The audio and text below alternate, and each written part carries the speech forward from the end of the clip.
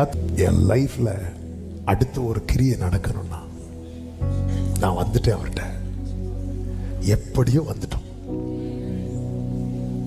இவன் எப்படி வந்தான்? எல்லாரும் தூக்கிட்டு வந்தாங்க. எப்படி வந்தீங்க? இன்னார் கொண்டு வந்தாங்க. எப்படியோ வந்துட்டோம். இனி அடுத்த ஒரு காரியம் இருக்கிறது. அவர் உங்களை அப்படி கைப்பிடிச்சு கூட்டிட்டு போக போறார்.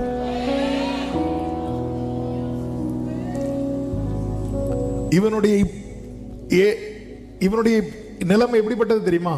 ஜனங்களால் கொண்டு வரப்பட்டான், அவரால் கொண்டு செல்லப்பட்டான்.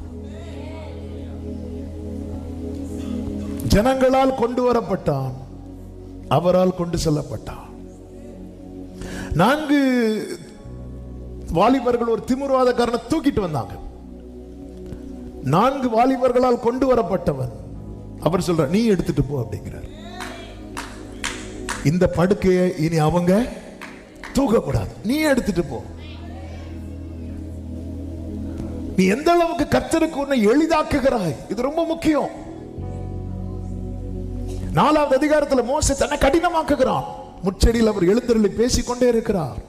நீ வா, நான் உன்னை அனுப்புறேன். வரமாட்டேன் வரமாட்டேன் வரமாட்டேன் வரமாட்டேன் வரமாட்டேன். தன் காரணத்தை சொல்லி இவன் ஆண்டவர் கைப்பிடிச்சு இழுக்கும் போது கூட வந்திருக்கிறவங்க சொல்லி இருக்கலாம், ஆண்டவரே நாங்களும் வரோம் ஆண்டவரே, ஏன்னா நீங்க என்ன பேசுறீங்கன்னு அவனுக்கு புரியாது. அவனுக்கு வாய் திறந்து எதுவும் உங்கள்கிட்ட கேட்க தெரியாது. உனக்கு என்ன கேட்கணும்னு தெரியாது.